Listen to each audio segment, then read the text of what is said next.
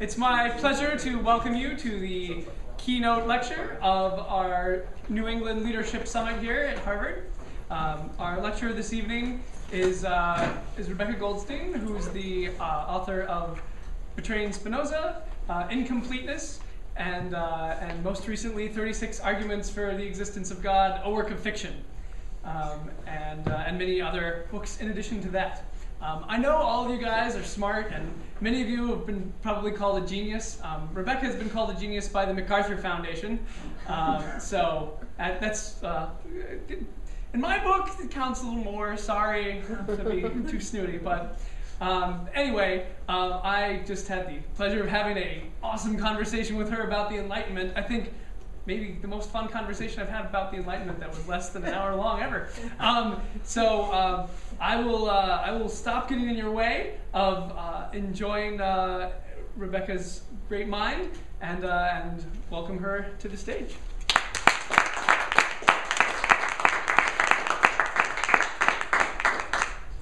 So thank you, August.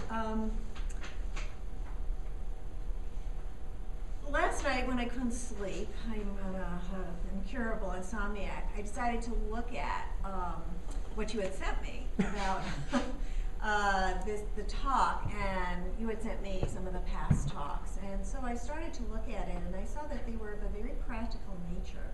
There were a lot of how to organize like a fundraising ninja, and how to look good on the media, Secular Student Alliance, and lots of how-to. And then I thought, oh, well, this is very bad, because I'm not a how-to kind of person. I'm the most impractical person you can find anywhere.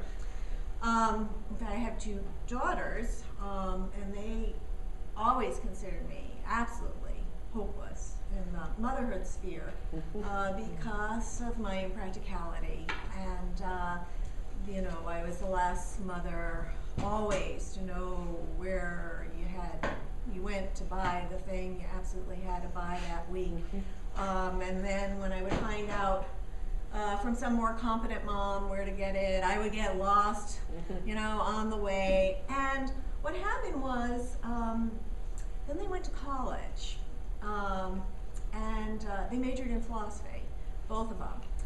And my IQ just went way up. And if you needed to ask somebody what Descartes' up to in the second meditation, I was clearly the best mom on the block. Or if you needed how to figure out what, and there's a how-to, right? How to destroy some argument, go to me. So I learned from this, and and it was amazing, because I just suddenly it happened first with the first daughter, and then 5 years later with the second daughter, and I learned from this a very important lesson, which is that my sphere of practicality is very, very circumscribed, but and I should stay within it, and try to find things to which I could apply this very circumscribed practicality. So I wanted to, after I read this last night, I thought, well, I really want to change the title of my talk, because it's not very practical, secular sainthood. None of, I haven't achieved it, and I don't know how to convince you how to achieve it. I can describe some other people who have. So I thought I was going to give you a how-to answer theists who accuse you, and that, of course, is our good friend James Dobson up there, who accuse you of being unable to tell right from wrong. And this is the kind of how-to. I'm your girl. This is the kind of thing I can do. So this is, I think, a very serious charge. I know I get very vexed when I hear this charge. It's very serious to be told that you can't tell the difference between right and wrong. And so I've thought a lot about this on, what do you say to people when they tell you this? How do you convince them that they're really wrong? So the first question is really, why would anybody think there is this connection between morality and God? Where's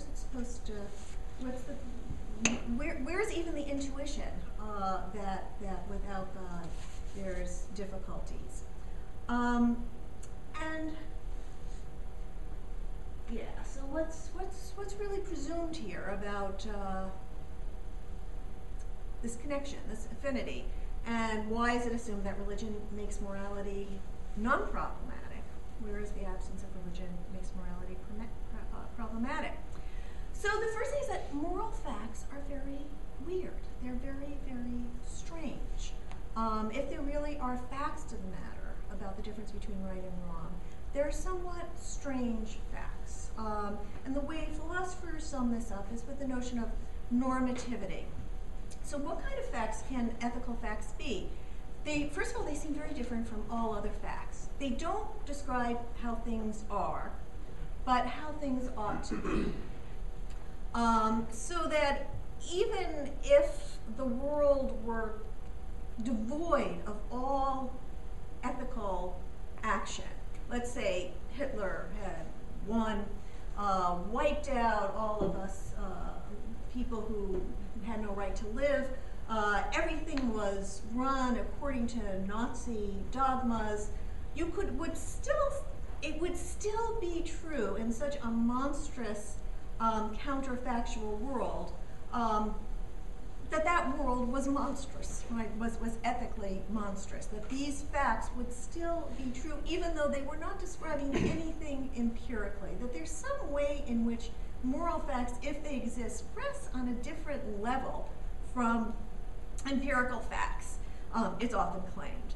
And the other thing that's weird, and that's often described as contained in the notion of normativity, is that moral facts have got to get you to move. If you recognize them, you have to act on them, right? They have some sort of oomph to them.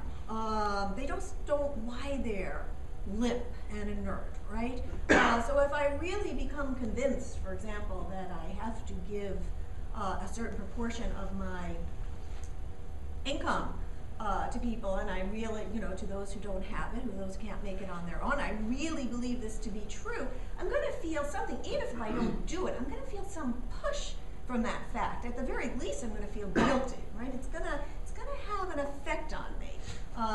And so that there's this strange motivational content of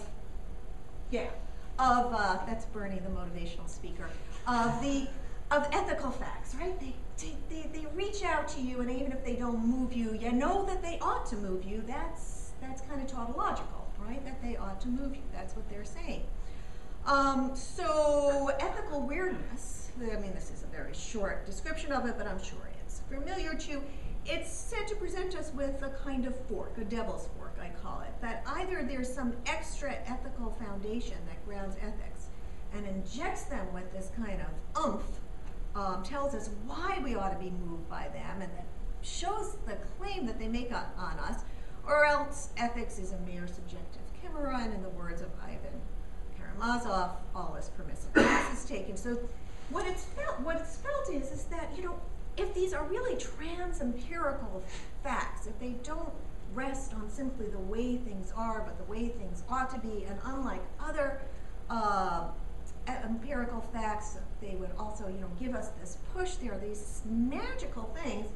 They need a different sphere to rest in, a trans-empirical sphere, a special sphere, and that would be the theistic sphere.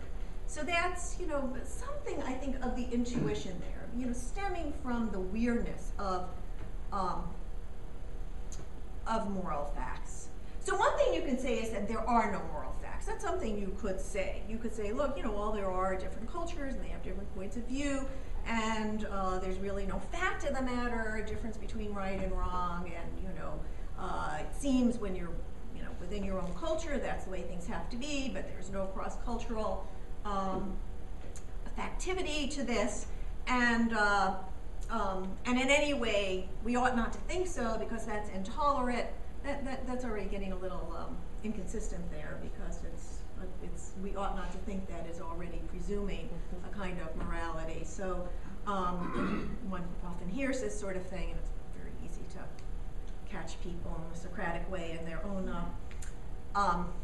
circularity here. But in any case, I mean, that's something you can say. And I advise you, my first piece of practical advice to you is don't say that. Don't say that to Jim Dobson or anybody else. Don't wear that t-shirt either. But it's, don't say it because, I mean, it's you know, it's not gonna, it's going to validate their worst opinion. And don't say it because it's wrong. And I may not convince you of that today, but I'm going to try.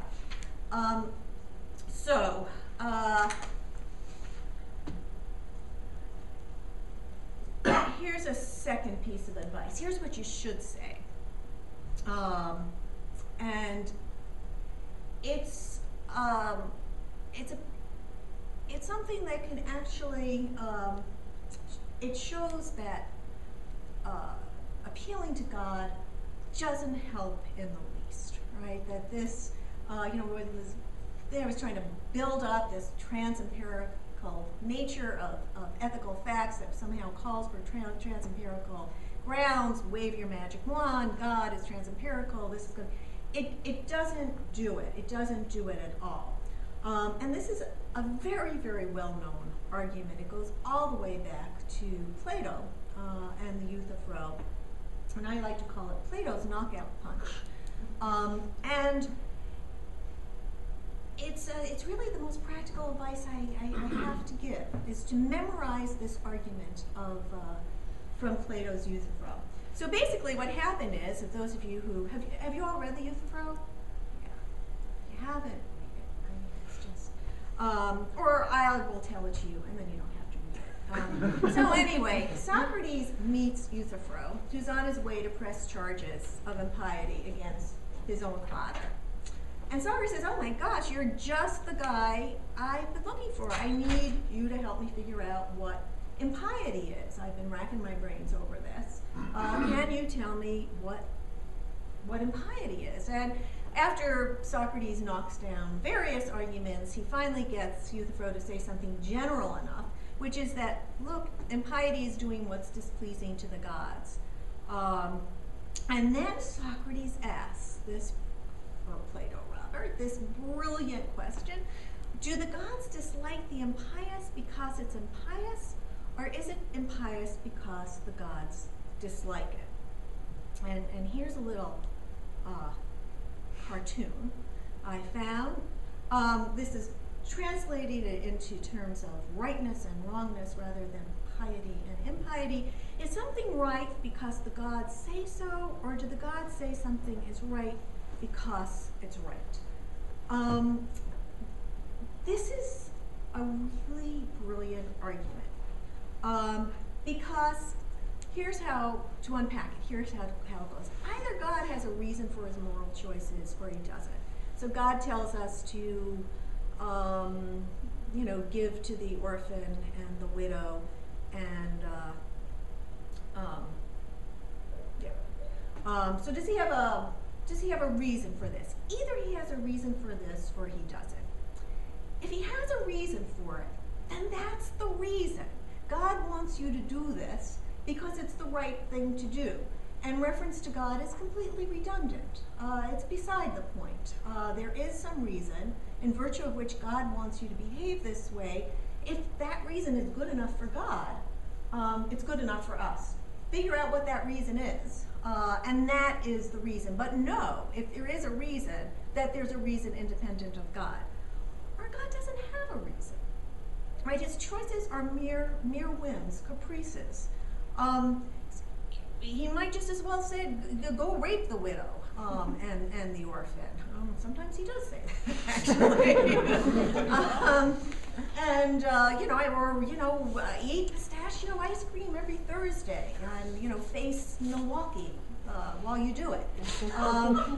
Whatever. It's just, and that's not answering our very deep question here, which is, explain to us our moral intuitions. We have some real moral intuitions here, right? To take care of those who can't take care of themselves. Just saying that it's a mere whim of a God that we can't even say is good, because there's no goodness independent of his whims, is not making any progress here. So either God is just redundant in answering this question, or God doesn't touch the question. This is the way Bertrand Russell said it in Why I'm Not a Christian. A wonderful essay. I read it when I was 12 years old, and although I had never been a Christian, it did the trick. I never became a Christian.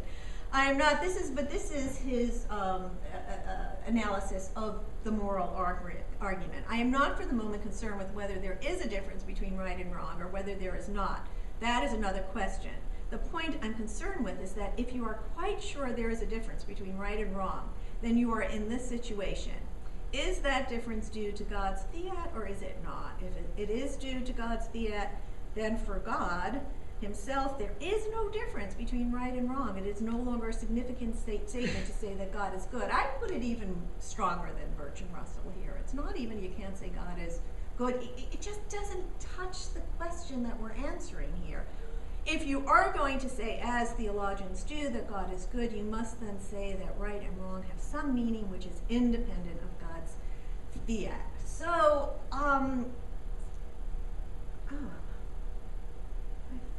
yes. Well, anyway, so here, this is the basic argument, and if I had really been practical, I would have made up a little something and laminated it, so you can just keep it in your wallet and whip it out and whenever you need to. But just better, it's a very clear argument, and it's a punch out. I can't tell you how many times I've used it to wonderful effect. Really, really good effect. So that is reduced the person who I was arguing with to the stammering silence. Okay, there are other things that one can say as well, but Plato's the best. For example, that we use our ethical intuitions in interpreting the sacred text, that they're independent of the sacred text. There are lots and lots, as you know, terrible things in that Bible. It's really hair-raising. There's biblical genocide, observe what I command you this day. I mean, there's so many examples. I just took one out by random. Behold, I am driving out before you the Amorite and the Canaanite and the Hittite and the Perizzite and the Hivite and the Jebusite. Take heed to yourself, lest you make a covenant with the inhabitants of the land where you are going, lest it be a sneer in your midst. God forbid you should have a little pity on these people, right? But you shall destroy their altars, break their sacred pillars, and cut down their wooden images, for you shall worship no other God, for the Lord, his name is a jealous God. We read this now, and it raises, it chills us. It's dreadful. But of course, why? Because we've made moral progress. Not religion. Religion has as well, but being pulled along by, as I was saying to August, Enlightenment thinking. That's when this all started to change. Slavery in the Bible, again, so many examples of it. However, you may purchase male or female slaves from among the foreigners who live among you. You may also purchase the children of such resident foreigners, including those who have been born in your land. You may treat them as your property, passing them on to your children as a permanent inheritance. You may treat your slaves like this, but the people of Israel, your relatives, must never be treated this way. Treatment of homosexuals, stoning to death.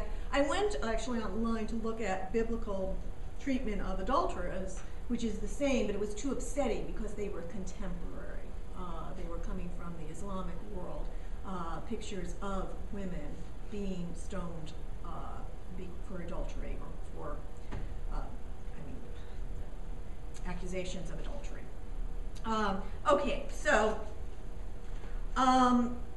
there are other things to say as well, but between sort of Plato's knockout punch and the fact that our moral intuitions are so independent of religion and the Bible that we in fact use them to correct the Bible and to say, oh, that's not meant, even if one is religious, that's not meant literally, that's meant metaphorically. It itself shows that the independence of moral intuitions from religious intuitions. And as I say, as we as a civilization have progressed, religion has been pulled along and gotten progressively more enlightened. You know, Bob Wright has a book, The Evolution of God, trying to show that religion on its own has progressed morally. It's completely wrong. He forgets it was the outside civilization that was affecting religion. Okay, so what do you say? Okay, so that's actually, this is the most practical part of my talk. This is like, you know, the kind of arguments you can give. There's another one. I mean, there's several other arguments, but I think these are very strong arguments for the independence of moral facts and religion. But then the next question is, if, you know, the person says, well, okay, so where do you get your moral facts from? How do you derive these things? What do you have as a secularist? Maybe you've convinced him. I'm sure you haven't, but maybe you have. At least you've silenced him. That these religious grounds are not going to do it. So what grounds can one offer? So that's a little bit of a harder question. I'm going to tell you what, you know, how I think about it after many years of thinking about this. I'd say probably a lifetime. So, I mean, one thing that this person can say to you is, look, if ethics were so obvious, if there really were facts of the matter, why don't we discover them? Why doesn't everybody discover them? Science progresses, and we all kind of agree on the way the world is. Why are there still so many different views about ethics? So many different cultures that have very different views about these. The fact of the matter. And so I agree very much that it's not at all obvious. And like other achievements that have taken a very long time, like science, it's been a very slow process, starting with certain intuitions. In science, we have a certain kind of folk physics, and in morality, a kind of folk morality, and that through experiments and experience and reflective thinking and lots of mistakes, seeing lots of mistakes and seeing it's not working out and correcting it. In both of these spheres, we've come to expand and develop and test and correct. And that physics is not obvious, and there are lots of people who still disagree over the facts. This is my favorite quantum mechanics cartoon.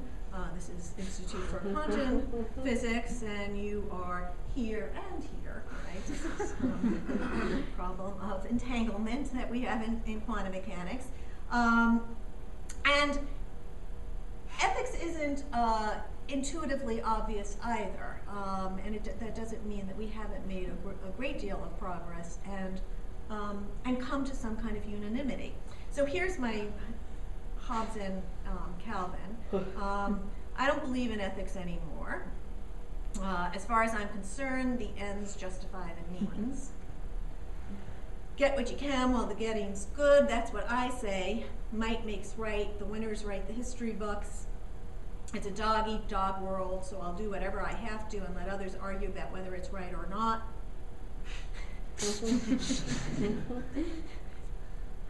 Why'd you do that? You were in my way. Now you're not. The ends justify the means. Clincher. I didn't mean for everyone, just me.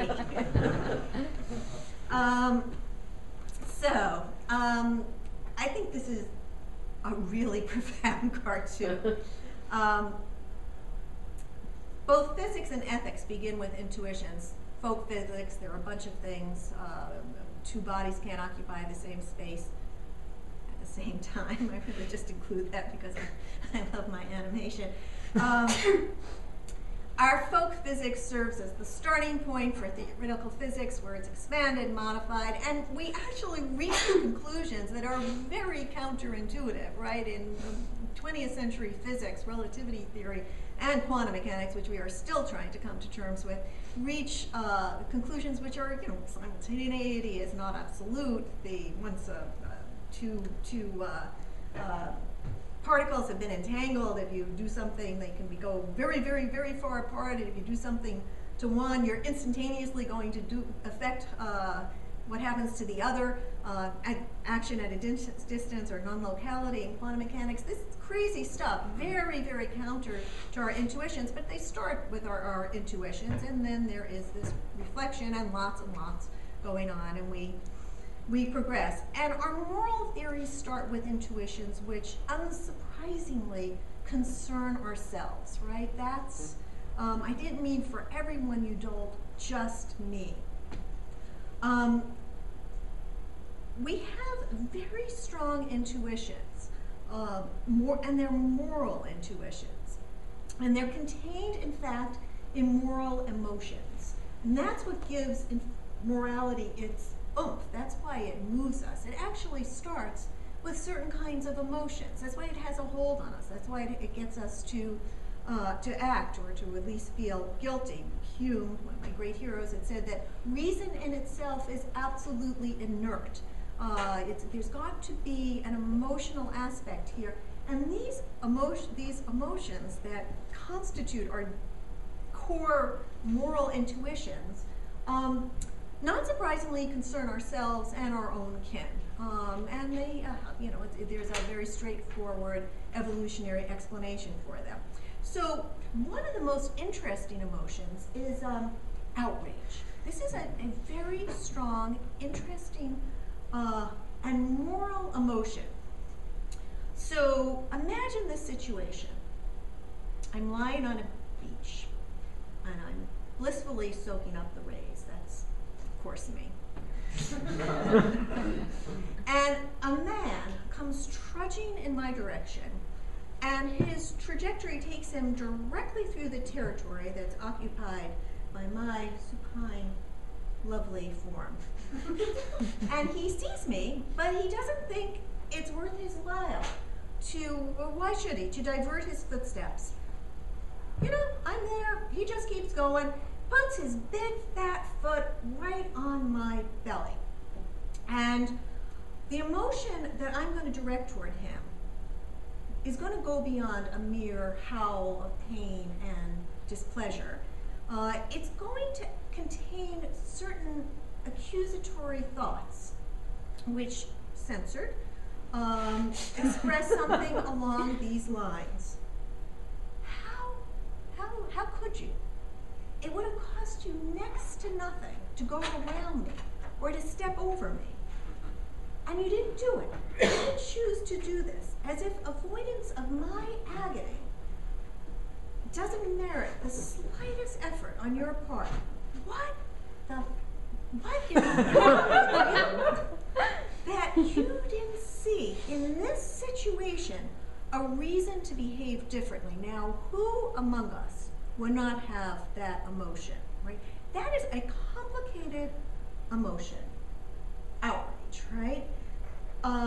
It contains within itself the claim that at least one person's welfare, mine, provides reasons for how others ought to behave.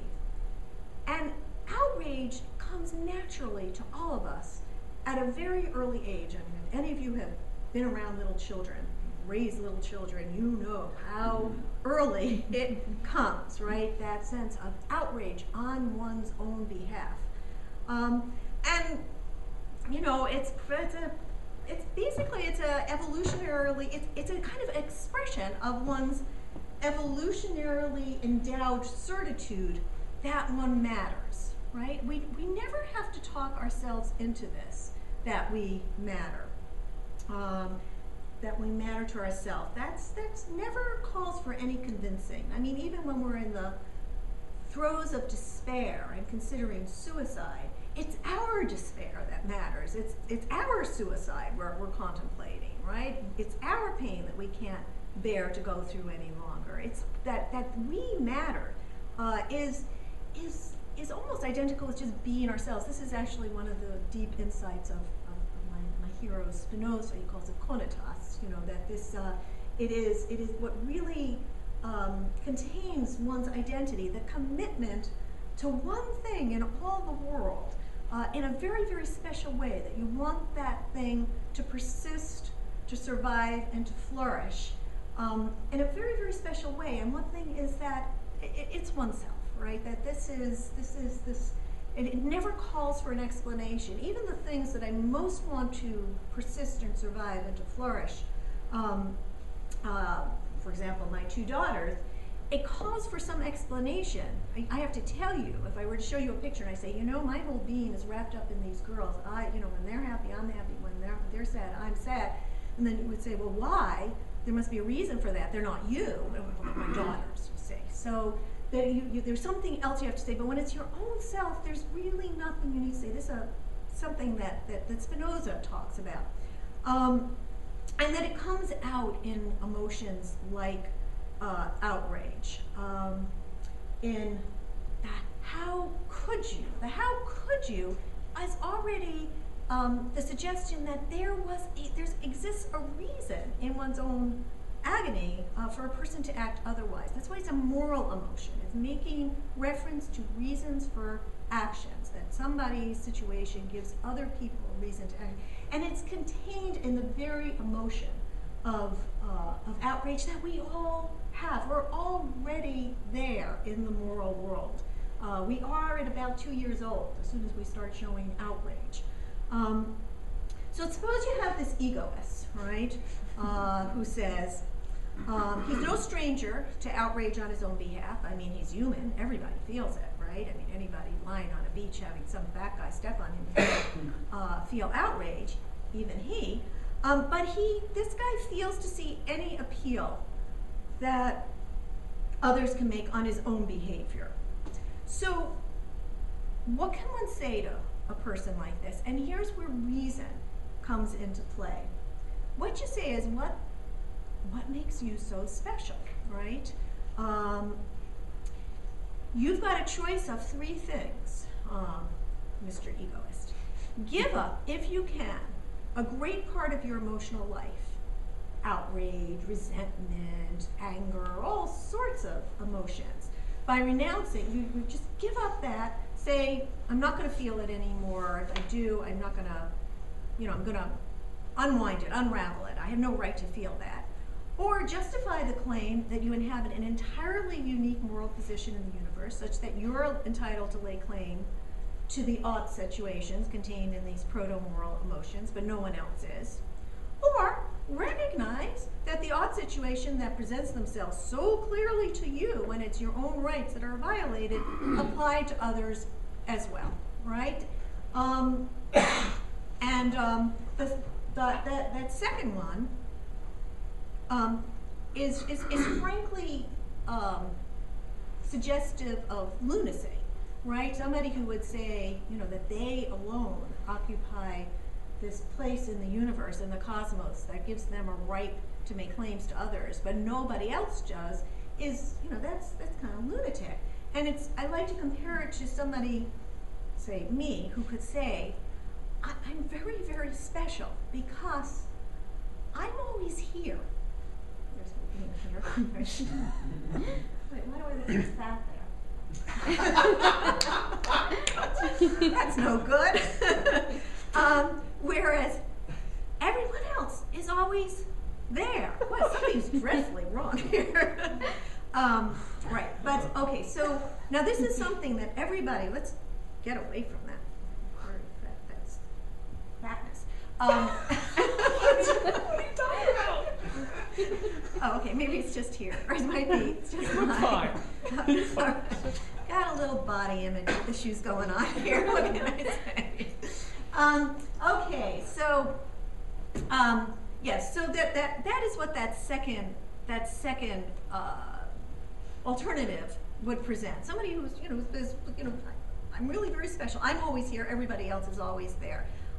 So what an egoist or all of us have to do is either give up, ever feeling outrage. Somebody steps on my stomach and all right, he wanted to go here, and he was over there. I'm in the way.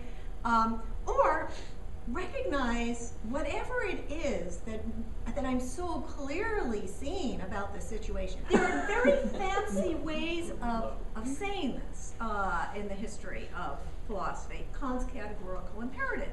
Act only, much misunderstood. Right? act only according to that maxim whereby you could achieve at the same time that it should become a universal law. What he's actually saying here is he's saying whenever you want to do something, what have I been tempted to do that's wrong recently? Oh, you know, I had a sticky ice cream bar and I wanted to get rid of it, you know, and I was walking down the street, I wanted to drop it, right, wrong, you know. And what Kant says is that would I want everybody to act this way?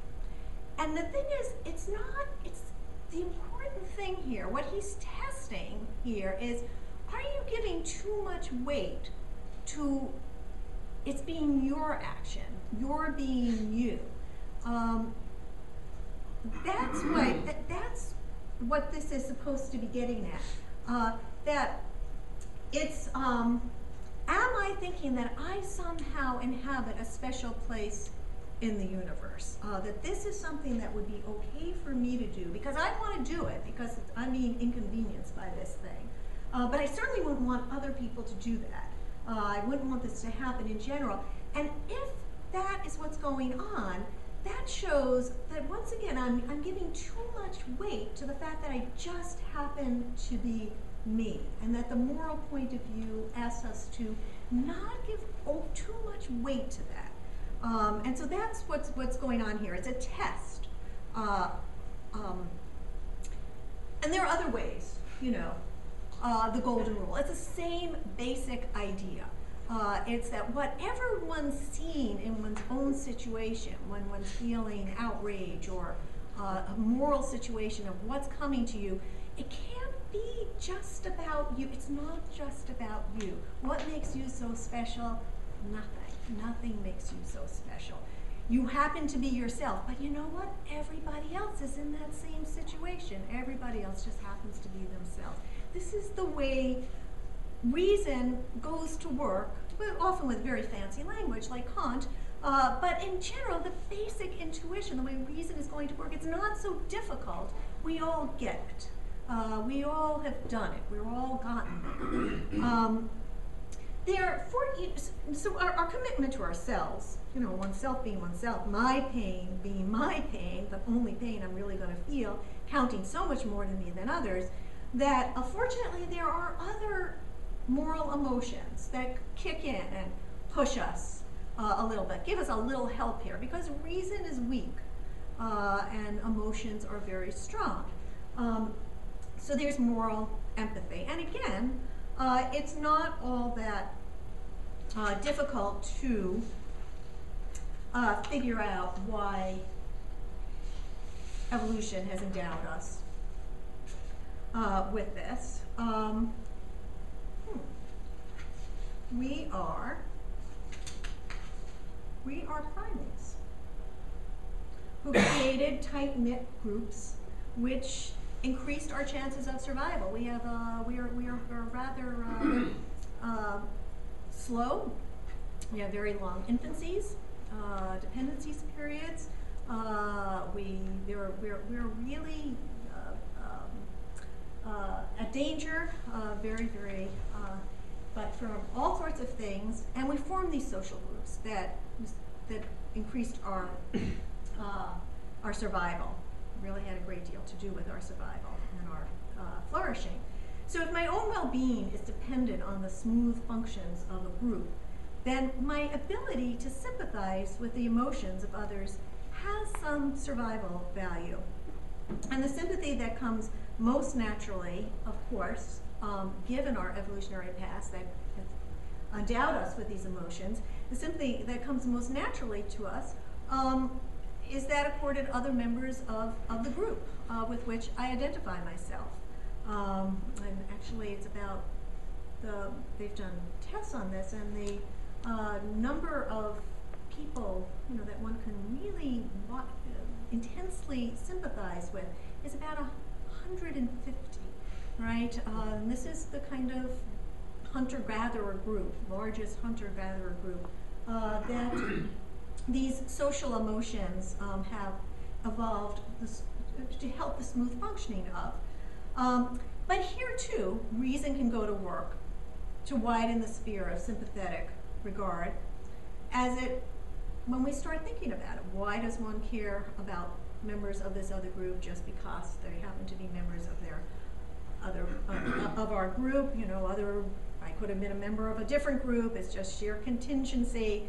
What is it in virtue of which I feel this sympathy? Can it be universalized to others as well? Does group membership really matter all that much? And so once again, reason goes to work in something that emotions that evolution has endowed us with to help us survive. And it goes to work on them, and it broadens them. Reason is always working in the direction of universality, universalizing. If there's something in this situation, is there something about this particular situation that gives rise to it, or is the aspect of it universalizable? And with morality, what we have discovered and what we have used to correct our original folk morality is that there's something universalizable in these situations. So it's been a long road, right? And we've made lots and lots of mistakes. So different groups obviously have mattered a great deal to us. So when we universalize, we've been stopped in horrific ways. Here are just some of the horrific ways in which we've been stopped by not understanding that members of different groups have the same rights to dignity and to compassion that we afford to our own group. But it's been going in the right direction, right? Took us 1948. We've got here the Universal Declaration of Human Rights. It's been, okay, well, here's, in summary, can there be a morality without God? What do you say? It's hard to see how God could be relevant, right? Knockdown argument here. So what is relevant? We all know intuitively that we matter. We know this. It doesn't even require explanation or convincing or a reason. And reasoning that whatever makes me matter can't be unique to me. Quickly. The moral emotions endowed to us by evolution contain a folk morality, including a primitive grasp that one person's well-being can provide a reason for another to act, especially when that person is oneself or one's family.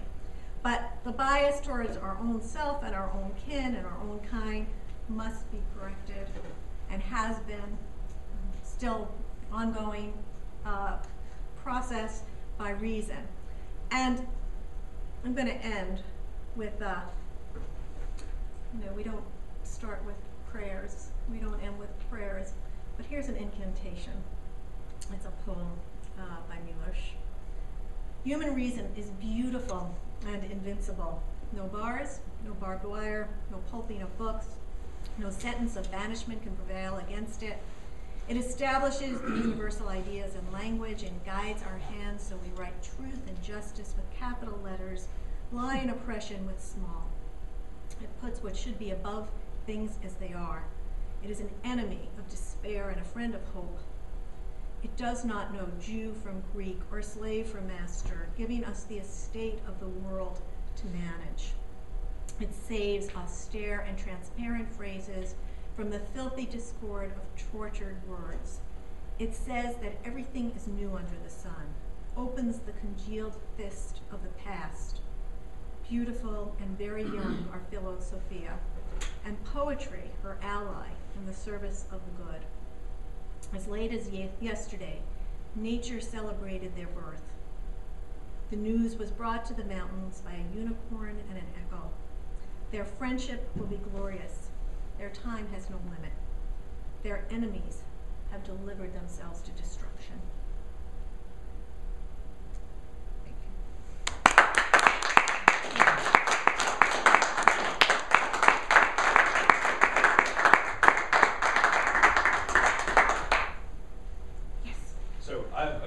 and a question. And the first is, as far as the body issues go, some of the grad students refer to you as the philosophy hottie, so I don't think you have to worry about that. Just don't tell Stephen, please. Some of them might have him in classes.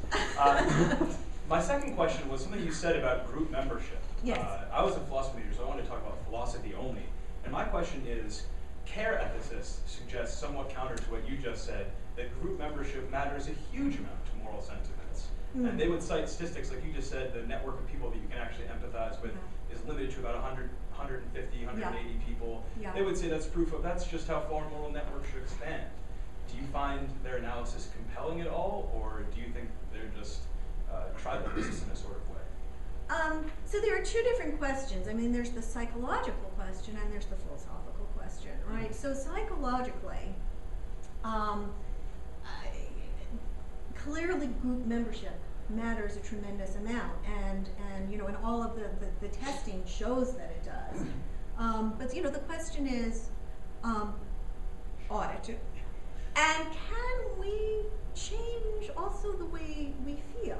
And so, and I think we can. I think the history of civilization shows that we do change the way we feel. You know, so that we cringe, all of us, when we look at those dreadful pictures of you know, of what had happened that didn't cause people, you know, good people to cringe before. And so, you know, I think it's always very, very important to keep the psychology, you know, and the philosophy separate, because reason, you know, it all starts with our psychology, our evolutionarily endowed emotions and, you know, and capacities. But our capacities take us beyond that, and and it's reciprocal. They change our emotions. I mean, there really has been a widening circle of sympathy, of empathy.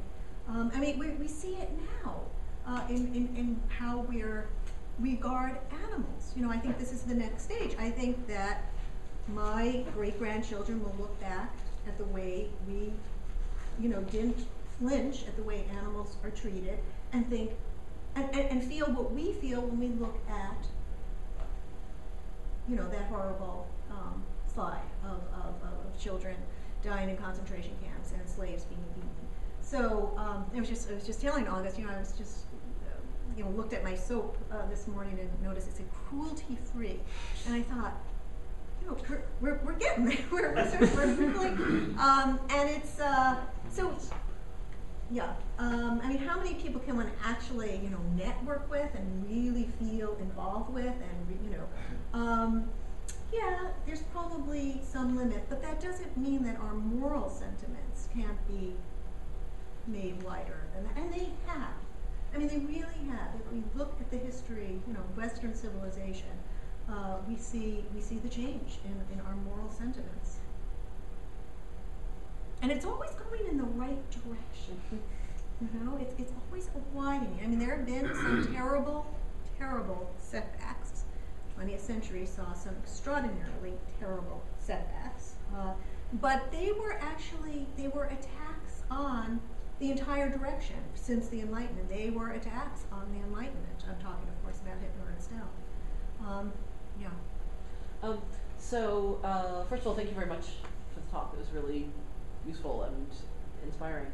Useful, that's what I was going yes. for. Thank you. I want to get to the thing you began with, the whole question of does God do what he does because it's right, or is it right because God does it? Yeah. What do you say to theists who do, because I've had this conversation with many theists, yeah. who do then say it's right because God does it, who say God made, you know, when you ask questions like, if you believe in the all-knowing, all-powerful God, you must think that he created birth defects and drought and tsunamis, and how can that be good? And many people, some people just sort of cop out and say it's all, you know, mysterious ways. But yeah. Some people do say whatever God does is right because he's powerful, that because God created the universe and because he created us, therefore, by definition, what he does is right. And I'm pretty much left with my mouth hanging open. Yeah. I don't know how to answer that because it just seems so colossally, on the face of it, morally stupid. Yeah. What do you say to that? Yeah. So I mean, you could push them and say, well, are you saying that we ought to do it in the pragmatic sense, that this is an all-powerful, like the way I ought to do what my boss tells me to do, even though it's stupid, right? That but if I want to advance, I should do it. So in a self-serving kind of way. And is that what you mean by morality, or do you mean what you mean? Really good. And also, I think it's always interesting to say, to point to some of the places in the Bible where something seems to be, pretty bad.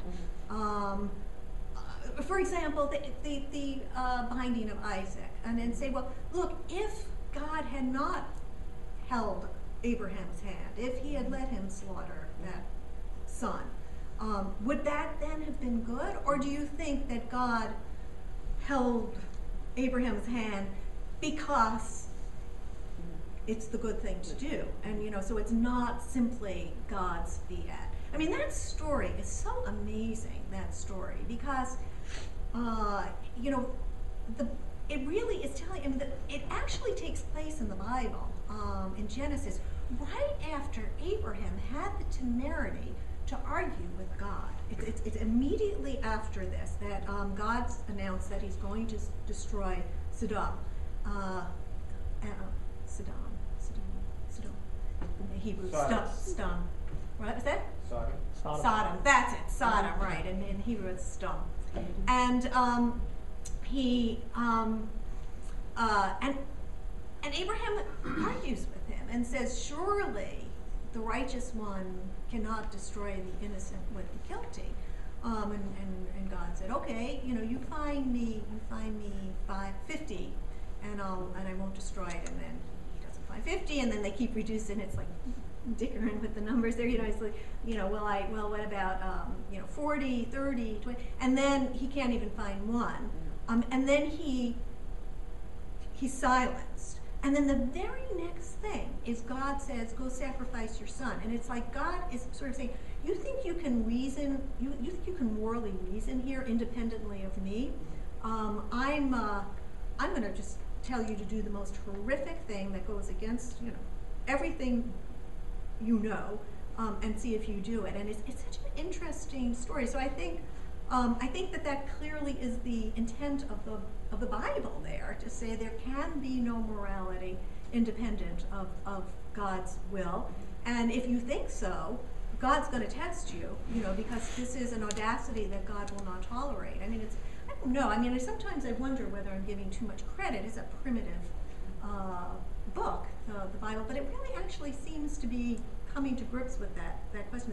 Anyway, so somebody could say that, but I mean, what could you say to somebody like that? They clearly have no.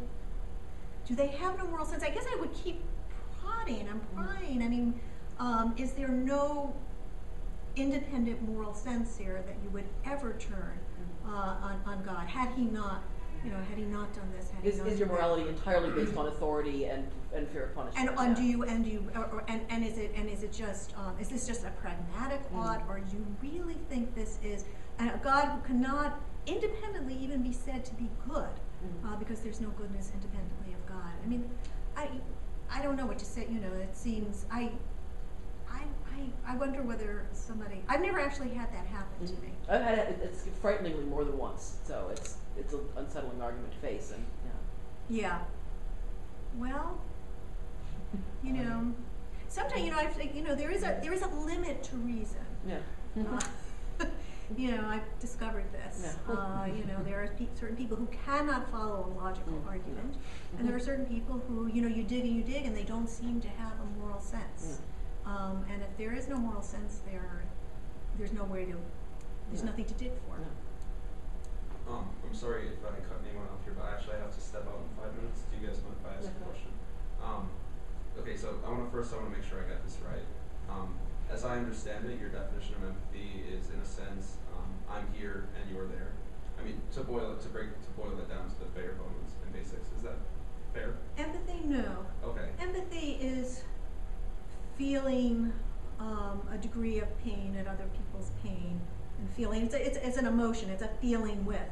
I mean, the very word says it, right? You're feeling with somebody. You know, feeling a certain joy in others' well-being, feeling certain pain in other people's pain. It's a very natural Right, thing. but I mean a recognition that I'm here and somebody else is uniquely positioned there, and that there's that distinction. It then can lead to empathizing with another one's positioning. Would that be fair? Actually, I was that sort of reasoning I was directing against somebody who didn't look, because empathy has very much to do with group membership. I mean, it flows very, very naturally to those who share genes with us, and whose, we have to be able to read their emotions, and the best way to read emotions is to feel with the emotions, right? I mean, there's all this stuff with the mirror neurons now and everything, and we're really endowed to feel emotions with those, because it helps with our communication, and if our good is tied up with the survival of the group, clearly this is going to help. But the way to widen it is to say something like, well, you know, if I think these people, you know, if I feel for these people because they just happen to be members of my group, is there something so very special about these people, or do others share something similarly?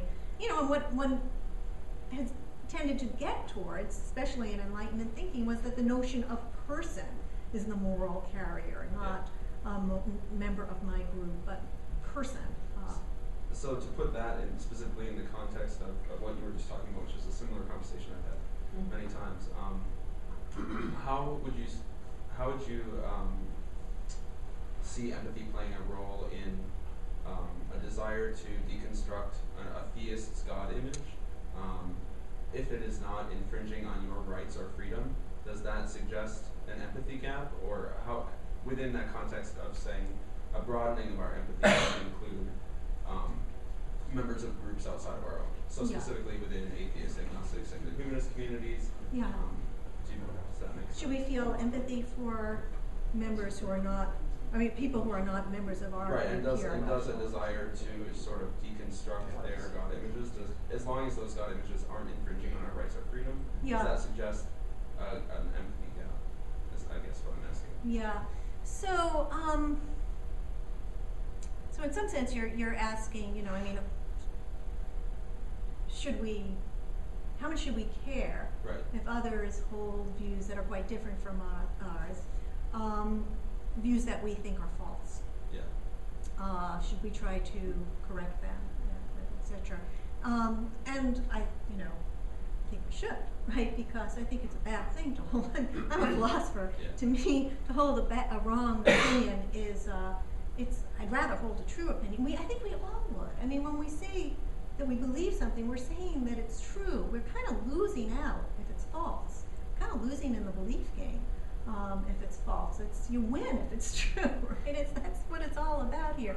So, you know, it seems to me that, it's a good thing. I mean, I feel that it's a good thing to teach my students, to write my books, all of these things. It's not enough that I've thought these things out. Yeah, you want to sell it, you want to spread it. You want to, if you think it's true, and you also want to, the whole other part of this, because now you're talking about rational discourse, right? Not just caring, but should we engage in rational discourse with people, who don't agree with us? And of course we should. It's very bad to just stay in our own group of people who agree with us. You also want to test your own ideas. It's very, it's a self-serving thing as well. It's part of what this process of rationality is all about. And so, I think, having an open mind with people that disagree with you, even theists, right? You always have to. Who knows? The good argument is going to come up. I have this, this book, 36 Arguments for the Existence of God. I'm waiting for the 37th argument. I'm, and I'm constantly trying to find it myself, so, that is part of what it is to be involved in this rational process. So, does that answer your question? It does, yeah, in some ways. I mean, I feel like it's, as you suggested, it's an evolving discourse, right? And as long as the discourse occurs isn't a way in which it is, both members are keeping an open mind, then I think that's the ideal situation, right? But it's also not a situation we're always going to encounter. Yeah. I mean, it is. I have to say, I'm going to talk personally here for a moment, actually, because I was brought up very religious, and I was really brought up with that sense of the other. There's us, and there's the other, and the other is really other, right? They're really different.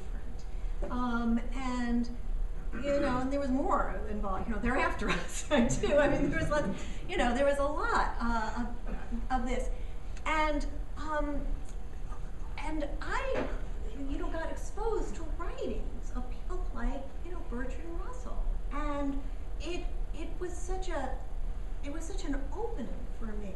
Here was these arguments, rigorous, that just went after things, and it was a joy. He gave me joy. It was a pleasure, and it opened, me up, and this has gone on through years, through the generations. This happens again and again. So I feel it's a service that one performs, and it can give tremendous pleasure. And it's a tremendous pleasure, and I still take pleasure in it. I guess because I was brought up so differently, of feeling at one with, I mean, it sounds so pretty, but it's not. If you weren't brought up that way, and that it was an achievement.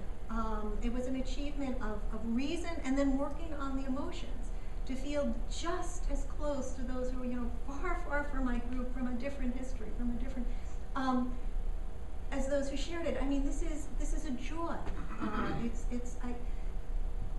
I think universalism is a joy. Thank you, and thank you for this speech. It was very inspiring. Thank you. Yes.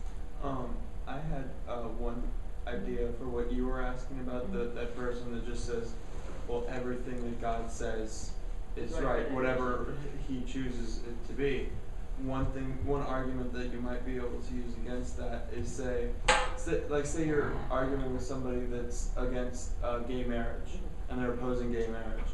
You could say something like, all right, in the Bible, or you believe that the Bible is the true word of God and that God is infallible.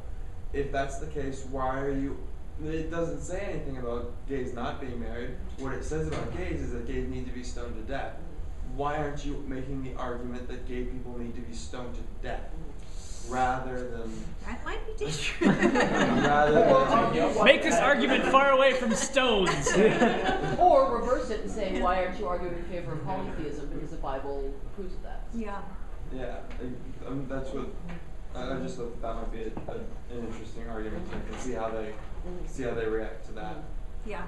You Yeah, think that they're is. more benign than some of us think they are. Yeah. I also had two other questions real quick. Kind of similar to the question that she had, I've encountered a philosophical argument that I sometimes get tripped up on, that I know there's an answer to, but I just have trouble with it. And that's that some people say that the distinction between good and evil isn't that it's like two separate things. It's like they compare it to darkness not being the opposite of light, it being the absence of light. So they say that evil isn't, God didn't create evil, God makes good stuff, and evil is just simply the absence of that good. And how do you, can you think of a counter argument or something for that? Because that's one that's been tripping So me that's out a lot. different. That's good. Yeah, that's that is a I suppose that's a sort of different argument than the one that I was. Okay. But it was kind of along the same Yes, line. because here it is. Is there a difference between good action and bad action? I mean, is it bad to kill without any good reason, or is it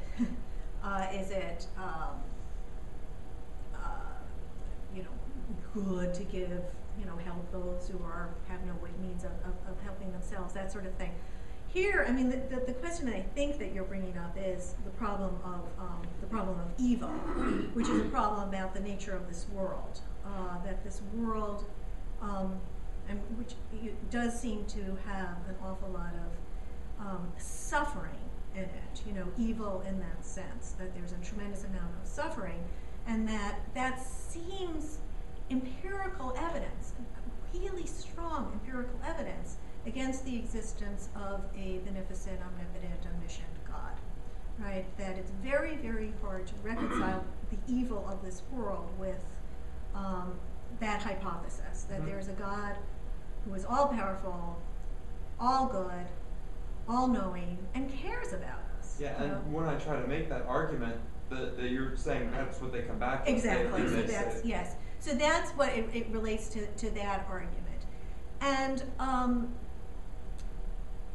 so I think that this, that evil is just the absence of good is a kind of empty rhetorical argument, really. What one's talking about, I mean, don't call it evil, just call it suffering. Don't use that word evil. Just, why is there so much suffering in the world? Now, you can't argue that away, right? There is. And the answer is often given to that. So I think maybe the word evil is just better. Say, okay, I'll give you evil. It's all right. Doesn't matter. But why is there so much suffering in this world given this hypothesis? Just once you change a few little things, like nobody can get cancer before the age of 80, just little things like that, or make the tectonic plates not slide around where people are living, or better yet, don't make the tectonic plates slide around, right? Keep them firm. Or mosquitoes, cockroaches. I lived in New York. I mean, they do no good, right? Nothing depends on the existence of cockroaches. Just wipe them out. So this is this sort of thing. Now, there's an entire branch of theology, theodicy, which is devoted to trying to reconcile the nature of this world with all of its suffering, from childhood leukemia to cockroaches, with the existence of God. And it's tortured logic. The degree of torture is a measure of how irreconcilable they are. But the two things that are usually mentioned are free will. God had to give us free will in order for us to be moral agents. In order for us to truly be free, we have to be free to commit genocide. So given that we had, our moral agency, Hitler had to be a possibility. And given, the possibility was going to happen sooner or later. The world will go on sooner or later, will happen. That's only takes care of some degree of suffering, the suffering that's caused by other people's actions, right? Does not take care of childhood leukemia, the earthquake, tsunamis, all of the other things. So free will only goes so far. The other thing that's often brought up is that there are certain moral virtues that you can only develop in the face of suffering. So this kind of being, courage, being reconciled to enormous loss, transcendence, charity. If there weren't people suffering, we wouldn't be able to exercise our great capacity for charity. So we need the sufferers in order for us to be charitable. This is such a despicable argument. It's almost, it is, so some, and the Bible is filled with this, some die so that others, can develop their greatness of soul. Who are those who die, and compared to, those who develop their greatness of soul?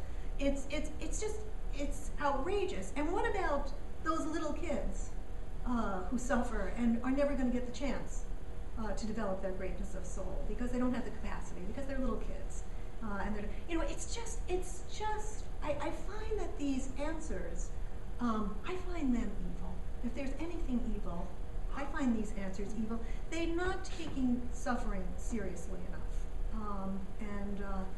and I really find them offensive. The great Jewish theologian Kushner agrees with you also. Is that why bad things happen to good people? Is Exactly, that Yes. chap. I just wrote my thesis on theodicy, so you constructed it well. Thank you. Oh, okay. Yes. I'm sorry, I just have one more question. Can you go back to this we was talking about the categorical imperative? Yes. Just so that I can read that real quick. It was If something you Google categorical imperative, you'll Yeah. find it. Yeah, but Or it's yeah. basically, Yep, here we yep. are.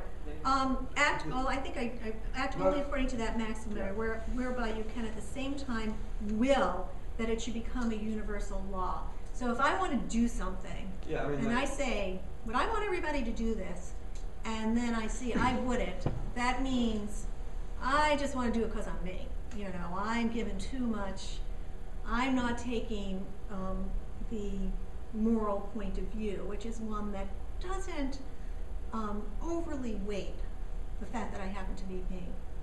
but the problem that I see with that is that, like, then how do you deal with people like, say, an Islamic father who kills his daughter because she thinks that, or because he thinks that she was, you know, had sex outside of marriage, and he does think that that should be a universal law. Yes, What do yes. you, like, how do you? Son of a bitch is good. He's done 2 of these in a row now.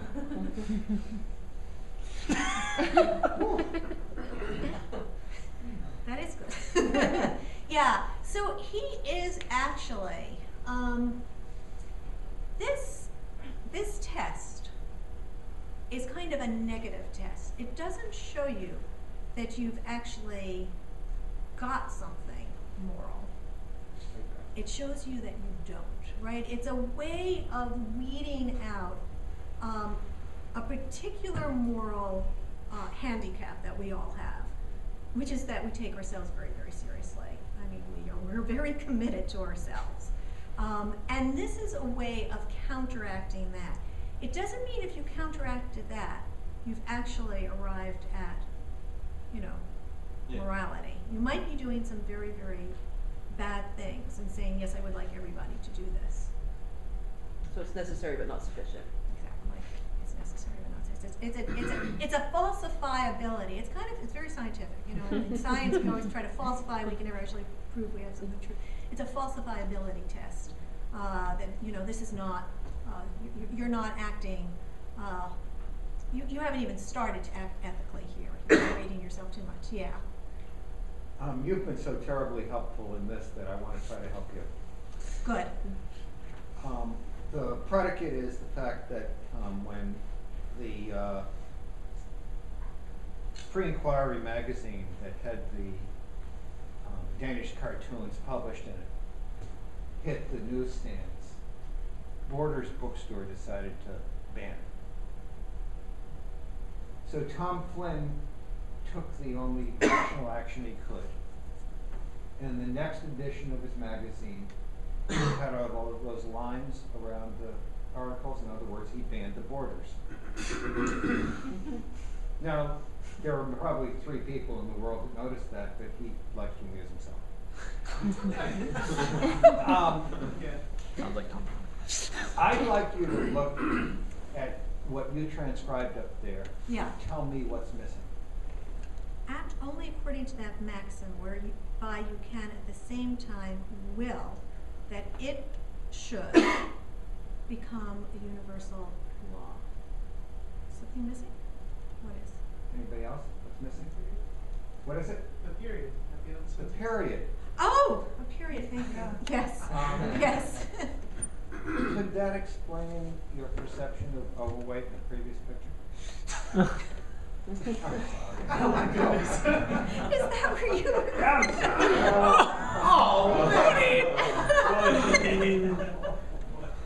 Thank you for lowering the level of discourse. Hey, I didn't use the F word. Yeah, thank you for lowering the level of discourse. it's you know, it's living with whom I live with. Have any of you heard that talk he gives, the blank slate talk? the chapter on swearing. Have any of you Yes, heard yes. this? Completely changed my mind about swearing, by the way. Absolutely, but I mean, you know, we just have we have potty mouths. What can I say? I'll Yes. try to bring it back a bit. In when dealing with the egoist, Yes.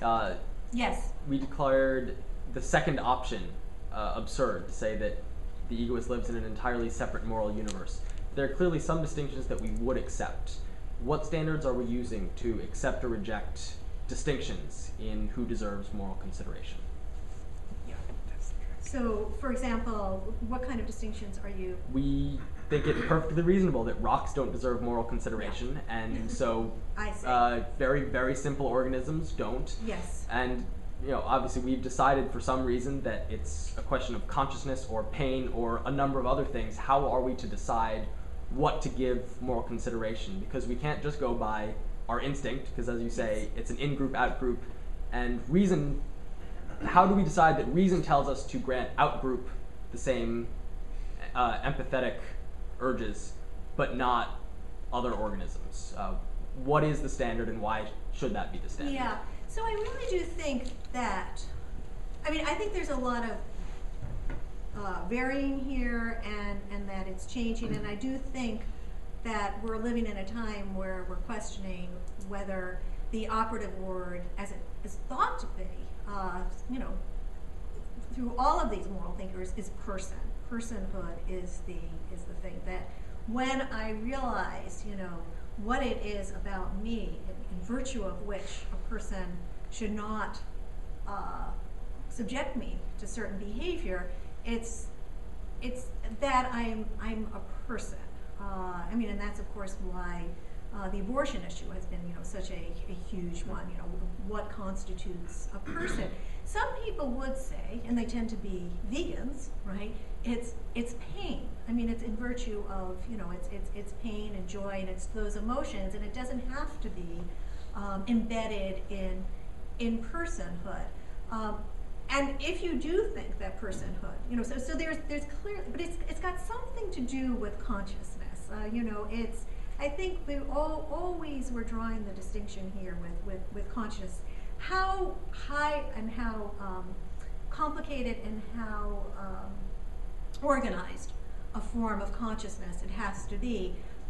I think there's wiggle room here, and that we're in an area in which we're at a time in which we're confronting it. The personhood thing, that's always that a person is somebody who has not only consciousness but sort of self-consciousness, can tells a narrative about their life, has a sense of their life as a continuing thing, something that they are committed to, so that there is a notion of not just the bare consciousness, but an organized kind of consciousness of such a sort that one achieves personhood. Something more complicated than bare consciousness. Those of us who aren't vegans tend to try to work up that argument. I go back and forth. I spent most of my life as a vegetarian, and now I'm not. But I'm a guilty non-vegetarian. We need to have a club. I guess. Why do children matter? Why do children matter? Mentally disabled people. Right. What was that?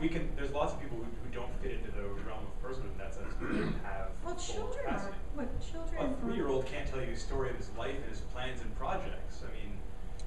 They we're are. using that as the standard. Well, certainly infants can, but they Right. have the potential to, and give them enough time. Once you say they potential, then aren't you will. stuck with this permanent egg cell? That's potential also. It's bad. This is true, and that is actually, an argument that people give for anti-abortion. It's one of those questions where at the borders it's very, very difficult, and our moral intuitions are formed from the clear cases, the non-border cases, and it's when we extend it, there's a fuzziness, But I think I think this notion of, another way that Kant puts the categorical imperative And he says that it's equivalent to this way, is that a person can never be used as a means to an end. And that's another way of valorizing the notion of personhood, whatever exactly it means. But that perhaps what's going on here is that one is, where are these moral intuitions coming from? I mean, from oneself, from one's commitment to oneself, right? And this clear notion that when somebody violates my rights in a very egregious and avoidable way, that some mistake has been made, and so one, that seems like that's such a clear intuition. And so then when you look at this, and so what is it about me that makes the situation arise that person has made a terrible mistake in stepping on me when he could so easily have stepped over me? It's so clear that a mistake has been made, and we start, well, is it the mere pain, or is it even worse that it's my personhood? If he had done it to a well, I don't know. I mean, another organism would be pretty damn bad too, wouldn't it? Anything that feel pain. What was it? Yeah. The rock. I mean, The certainly rock. not a rock, right? I mean, so the consciousness clearly seems to be important. Does that mean that personhood doesn't really have this moral rank? Should we do away with it? I mean, the implication being that we should all immediately become vegetarians. Peter Singer says. Yes. yes. It's a strong argument. Yeah. I guess I'm looking for some kind of clarification between the two ideas that I see, that people who are not in our group but still people Yes. are different from us but deserving of equal moral consideration. Yes. Then you go a little bit further into animals, and they are more different but deserve less. Why is there the plateau of humanhood and then suddenly drop down into animals that are, they're different from us, so they deserve slightly less consideration? Why isn't there some kind of smooth curve? Why couldn't we argue that, well, they're different from me but very similar, so they deserve very similar moral consideration? And the less like us, the less like me, the less empathy somebody deserves. Yeah, that's yeah. not my intuition, but Yeah. I'm not sure how that wouldn't follow. From Yeah, this, I think, so what you're actually saying there is if the animals that are most like us deserve the most empathy in the animal realm, then doesn't it also follow that the people who are most like us, and the people who are least like me deserve less? So I think one would have to be able to make some kind of real argument here that personhood, right? That there is something in being a person that we're recognizing in ourselves when we're feeling the outrage.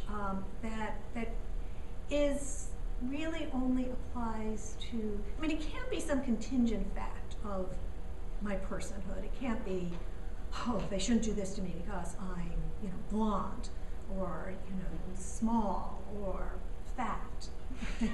No, they shouldn't do things because you're fat. You're not. Right, but that it can't be, to draw, that would be so arbitrary, right? That seems so. How could one make this argument? Well, you could make it if you said, for example, well, they shouldn't do it to me because I'm a very good person. Perhaps I'm a better person than other people, so I deserve more in that regard. My rights are greater because I'm such a good person. Of course, if one thought that, you wouldn't be a very good person anymore. So that doesn't seem very good. But perhaps you would think, well, because I belong to the special group chosen by God. I mean, the only consistent argument I could think of here is that the less like a person, the less of a person compared to me they are, the less they deserve. So you are equally as much a person as I am, so you deserve equal rights, but the giraffe is not. That does create a nice plateau at the top, perhaps. But there's also something interesting about the sort of the Reciprocity. reciprocity of this sort of thing. That this that I'm dealing with somebody. When somebody, I don't feel outrage if a dog spits on me, on my stomach, right? But I do feel outrage towards another person because I know that that person, could grasp these reasons and feels this about himself, right? And so there's this kind of, we belong to a community of reasons here, that, and so he ought to be able to share my reasons, to understand that if he's going to feel outraged about himself, he has to be able to feel it, he can't do certain things towards me. And so perhaps this sense of, who I feel obligations, I think that this might be a little bit promising, this avenue, that who I feel the most, is somebody who can join me in the community of moral evaluations, moral reasoning, and that those are people. So we can all go home and eat our steak. But there's maybe there's something about that there's the reciprocity, community of moral sharers.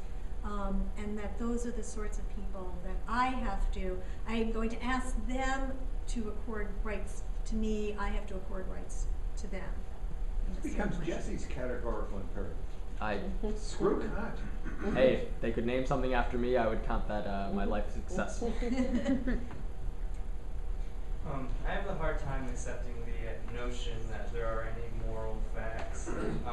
So when you talk about the origins of empathy and outrage and things, I think of what I've heard is the genetic fallacy that the origin of something isn't the justification of that. Yeah. So in the end, it seems to me that maybe we're still just making choices as to what ethics we should follow based on what foundation we choose to value the most. Whether it's our intuitions or if it's the authority of the Bible or something. Yeah. Well, Yeah. Did you? yeah, I don't remember where I read it, but I read this really interesting article that was talking about how there are some things that all humans pretty much are guaranteed to all agree on. Like, for example, the fact that murder is bad. The problem gets to be the distinction as to what constitutes murder.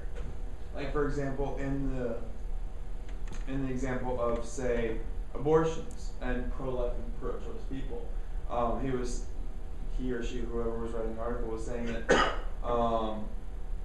it's not the question isn't a matter of is murder wrong. The question of the abortion issue is it murder?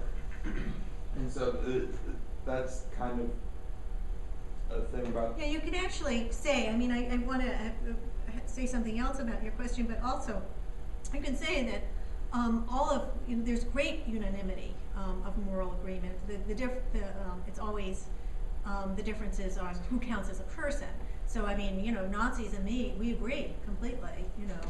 It's just that who counts as a person, or slave owners, who counts as a person, so that but they would, they could agree to that second formulation of Kant's categorical imperative, never treat a person as a means to an end. But people of color aren't persons, so of course you can own them and treat them as property. So that there can be, so that what you're saying is that there can be, and that actually turns out to be then they're just making a simple, they're making a factual error, right? Because these are persons in any way that counts. These are persons. Jews are persons, and people of color are persons, and and we just have to. They have to be corrected, but they don't have to be morally corrected. There's the thing in what's her name, Hannah Arendt's Eichmann in Jerusalem, where she has Eichmann. She went.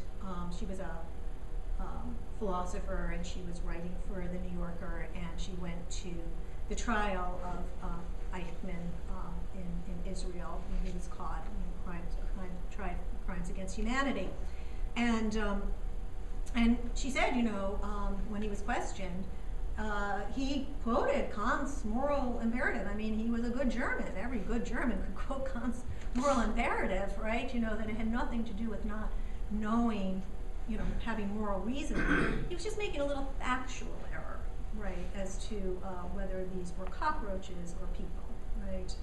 And so, you know, and of course, all the propaganda always stressed, you know, vermin, cockroaches, rats, in describing the people that they wanted to eliminate. So it's always about, you know, who's a person. It's a philosophically rich notion, the notion of personhood. The thing, the genetic fallacy, which is, I think, an excellent point that you're making, and certainly just showing the evolutionary origins of certain behavior or emotions is no ethical justification. After all, you know, rape can be, you know, very well explained on evolutionary grounds. Why men want to spread their seed as widely as possible is you know, the more chances for their genes to survive, and they don't have to, you know, bring up the kids. So there, you know, it's definitely a good evolutionary tactic, rape, and so.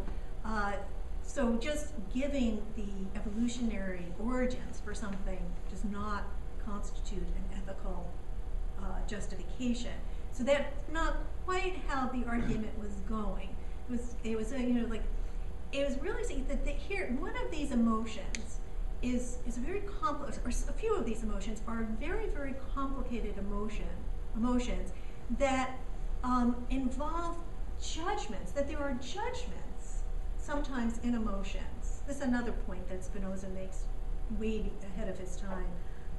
It's the reason why the neuroscientist Antonio de Damasio said that, he wrote this book called Looking for Spinoza, and said that, you know, that it's sort of amazing that research that's coming out of his lab now vindicates what the 17th century rationalists had said. And it's this point in particular that emotions often contain judgments. They're very complicated. They're not just this gut feeling. They're making certain, they're propositions that are often involved in emotions. And in the emotion of outrage, there's a certain proposition made, which is that somebody shouldn't have acted that way. They had reason not to act that way. And the emotion of empathy, there is a kind of proposition made, you know, that this person, even though this person is not me, you know, I'm feeling for this person. I don't know if that's quite a proposition. Let's go back to outrage.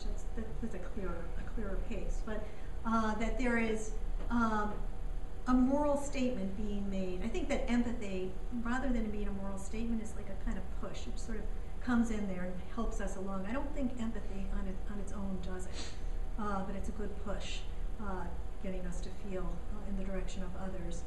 So that, yeah, the argument wasn't just that it's coming from evolution, therefore it's good, but that it's already committing us to something which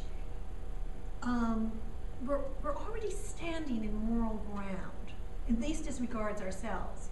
And either we widen it, or we're being kind of loony. Yes?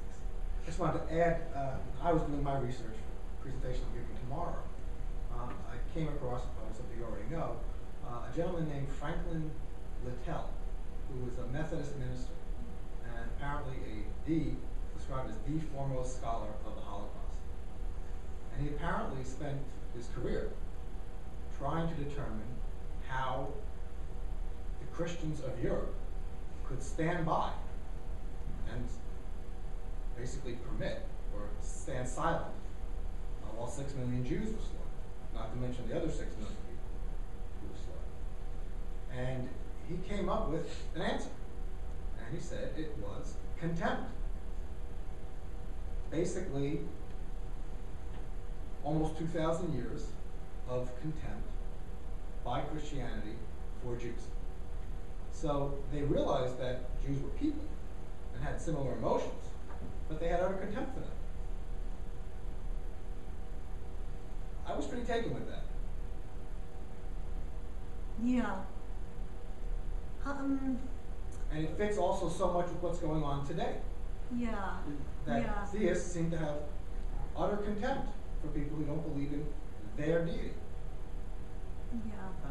I heard something similar to that the source of that contempt specifically was that the Jews killed Jesus, and that it was preached that the Jews killed Jesus, and that's why there was so much And they drink blood, Christian children. Yeah, I mean, you know, sort of a moral. So here's a group of people who, you know, don't share our, you know, they're not part of our moral community. They do these heinous things. They, you know, use Christian children's blood for matzahs, all these things. But there was also, you know, I've read, you know, that it was very, Jews were often, you know, kept in very limited, impoverished circumstances. I mean, the word ghetto comes from, you know, Venice, where the, you know, Jews were first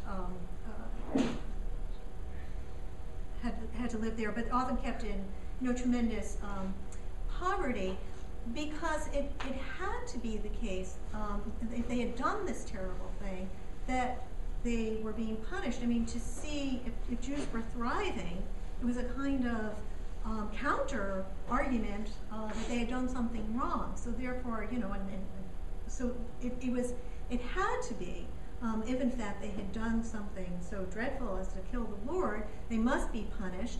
And if it wasn't happening naturally, it was up to people to do it. And so it was extremely important to keep them. It was a theological reason to keep them constantly suffering and, you know, being exiled, you know, from Spain and France and England, you know, constantly on the move, but also kept in very decrepit and disgusting circumstances quite often. And that was intensified, of course, by the Nazis. You know, that it was very, very important, and there was a real concerted effort to increase what animals the Jews were, by, you know, having them be, you know, I mean, you know, no chance for hygiene, and you know, living in crowded, you know, filled with lice, all of this before the exterminations actually even started. You know, that was a very, very important aspect of dehumanizing them. But the dehumanization is you know, is an important. In some sense, one knows they're people. I mean, they have their children and they talk language, and, you know, they go to school, and you know, I mean, slaves also. I mean, they had their children and they seemed to care about them, and they cried when their children were ripped out of their arms, and, you know, and all of the things that people do. But it was, you know, the notion of personhood was something that admitted of degrees.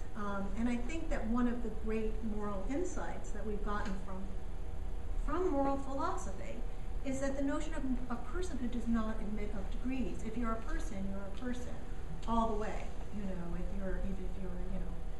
even if something is wrong with you, you can't do all the things that normal people can do. You're a person all the way. I think that that's one of the great moral insights that we've discovered. One of the things the Nazis did to make certain that people did not relate to Jews being similar. This is information from my father-in-law, who grew up in Dresden and escaped 2 weeks before no one got out, and only he, his mother, father, and sister, well, his entire family. Those were the only 4 people who got out. And I would talk with him for quite some time, and he would say he was a teenager, and all of a sudden he wasn't allowed to play sports, and he was a good athlete. They wouldn't let him play sports. And then he wasn't allowed to do this, and then he wasn't allowed to do that.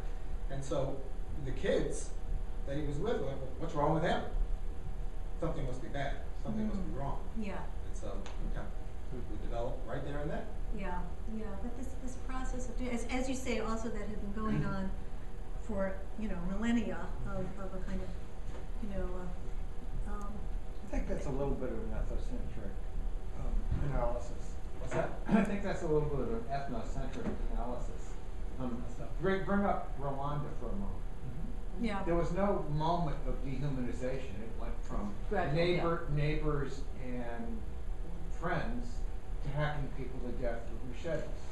And much the same thing could be said of the former Yugoslavia. intermarriage, neighborhood, commerce, and then all of a sudden that other tribe was the enemy. There's something tribal going on Mhm. here in all of Tribal. this. Yeah. It didn't take anything to turn those people in the other tribe into cockroaches. Go to what if you a few years ago, 2 years ago, I guess it was 20 years ago. I was in Northern Ireland, in Derry, and I sort of went to the site of Bloody Sunday, and I walked around, and I looked at these people, and they were all white, and they all spoke the same language. And they were all nominally Christian. It's just that on Sunday they went to a different church. And they hated each other.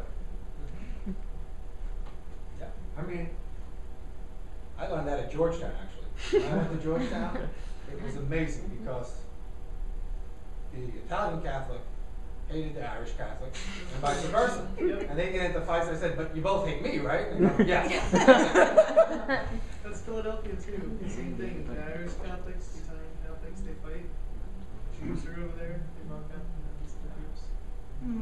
Yeah, but I mean, the sort of hating I think is one thing, but the genocide is another. I mean, that's a different step that I think well, I takes some suggest sort to you of what happened to explanation. Rwanda was a genocide. Well, It was a genocide. Of course, it was a genocide. Yeah. But it didn't take, Yeah. it took 5 minutes. Yeah. All of a sudden, they're the wrong tribe. Well, the other, I mean, I feel a little ignorant here, I don't know exactly, but I know that there's often the grievance, and there was in Rwanda, that tribe had done something similar some years back, and so this vengeance, this grievance that, it didn't just happen, there was in fact a history there. Well, that's true, although it was mixed in with the minority Tutsis having a greater leadership and wealth role than the That's right. I majority, mean, the English had Hutus. chosen them Yeah. as they always do, I've the chosen group. I've know. oversimplified it, but Yeah. it's Yeah. not so, greatly oversimplified. Yeah, There's but a I mean, few. there is, and I mean, often that this thing of sort of one group that gets chosen, in that case, I mean, often the English I think did it quite arbitrarily. They would choose some group as that's the chosen group. They're going to be wealthier, or they're going to get the better jobs. There was tremendous resentment created all over. Whenever the English left, things went haywire because they always did this thing of turning one group against the other. It drives me crazy that the people that care about the survival of Israel in America are American Jews, and the people that carry on the history of the Turkish genocide against the Armenians are Armenian Americans. And I keep going on and on for every group, just keep going to the Irish American whatever society is protecting the Roman Catholics in Northern Ireland. It's all tribal. It's this crazy tribalness. You're guilty because some Jews were in charge when Jesus was killed. The sins of the fathers are visited upon you. I mean, this is craziness. I don't need Kant to tell me that. Yeah, yeah. Well, this is somewhat speaking to this, and also getting back to the sort of the question of the,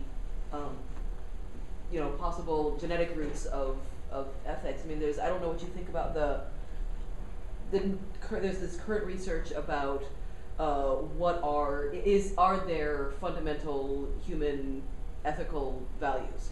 There's psychologists and anthropologists who are looking at this question. Are there values that are cross-cultural? And it's new research, and so it's still cutting edge, and so nobody's really saying yes, this is absolutely yes, we're certain about this. But the idea is that I can never remember what it is. It's harm or not harm, justice, authority, purity, and loyalty. And then there's some people also who think that there's a sixth, which is honesty. Mm-hmm. And what I'm wondering is, first of all, I'm wondering what your thoughts are on that, and then also I'm wondering if we accept that, yes, these are sort of the foundations of human morality, if this tribalism could be seen as the virtue of loyalty taken to a really grotesque extreme, because loyalty is that is a virtue. We do value being loyal to the people who have been loyal to us and to the people that we care about. Yeah. And Yeah. and some of that loyalty does involve,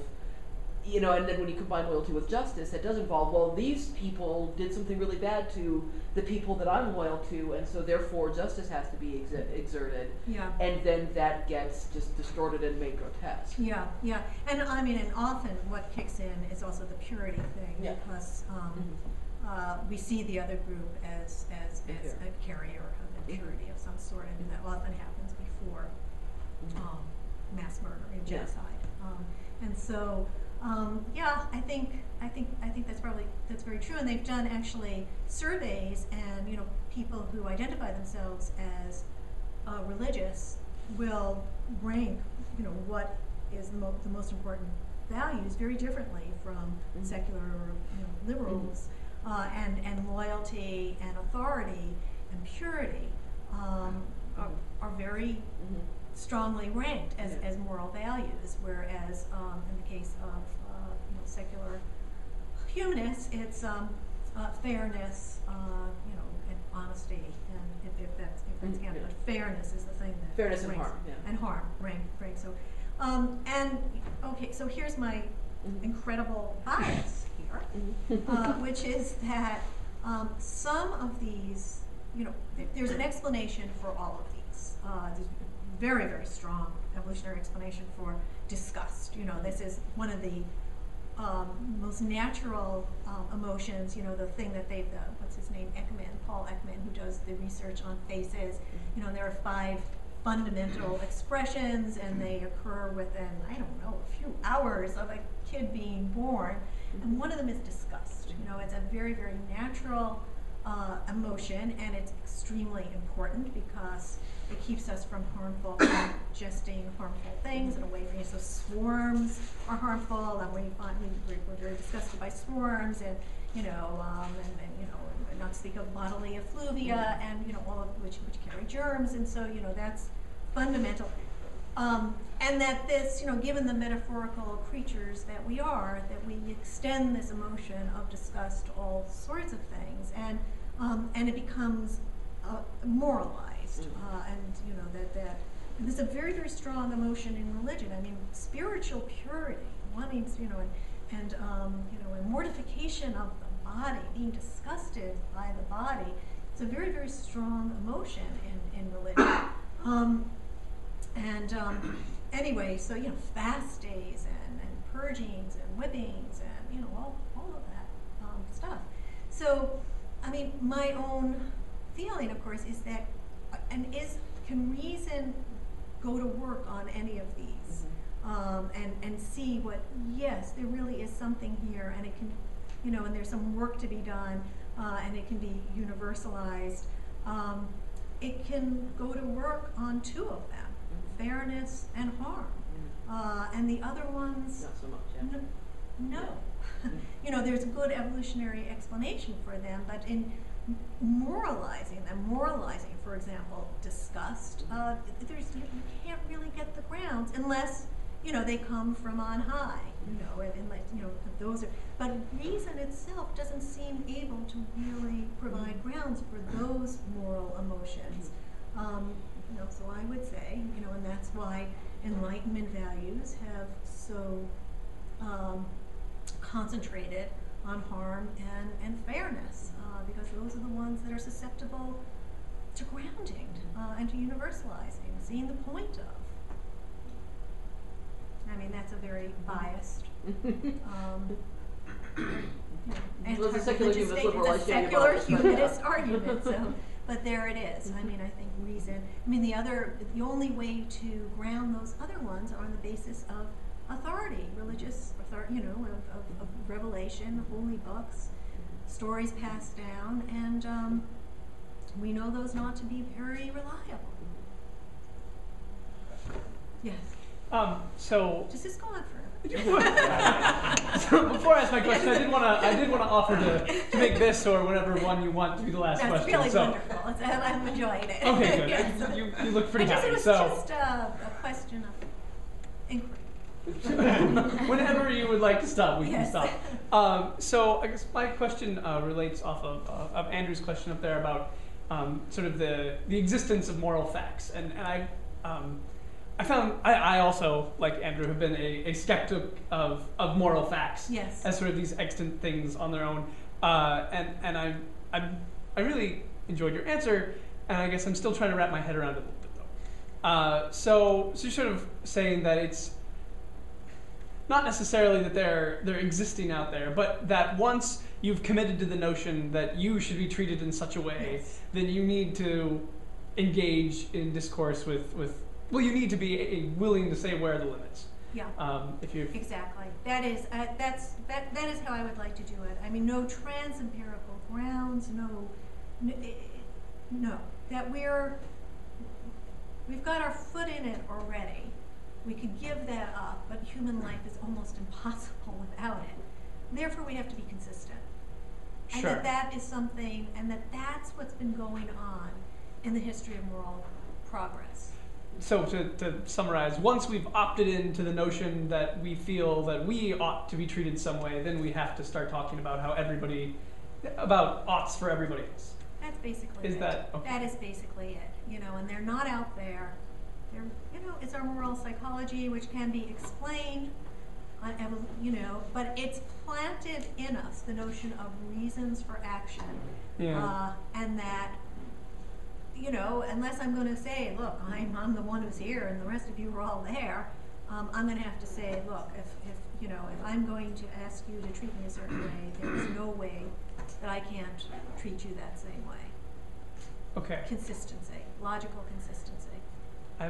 I'm still wanting a better word than facts, but I'll not work on that quite- on my own. It's not not quite a facts. fact, It's right? not Yeah. I don't like the word facts either. Okay. It's, because it's something else. And I think that this also Weird answers facts. why, that they're planted in our emotional life, and that's why they have that kind of, these are reasons that really propel us, especially when it's in our own case. Mhm. When it's we feel it strongly from about the age of 2. And that is actually, how does one go, when those of you who have been parents, I mean, what do you do actually when you're morally training your child? I mean, you say, how would you feel if Right. you were treated that way? Imagine you just did that. And it works, there's grounds there. They're very susceptible to that. Because it makes sense. Mhm. They know that they can't be treated that way. As soon as they start imagining someone else being treated that way, that's where you start. That's where it starts. I mean, so it seems to me, both pedagogically and just in terms of the history of moral progress, and in terms of sort of it's a kind of natural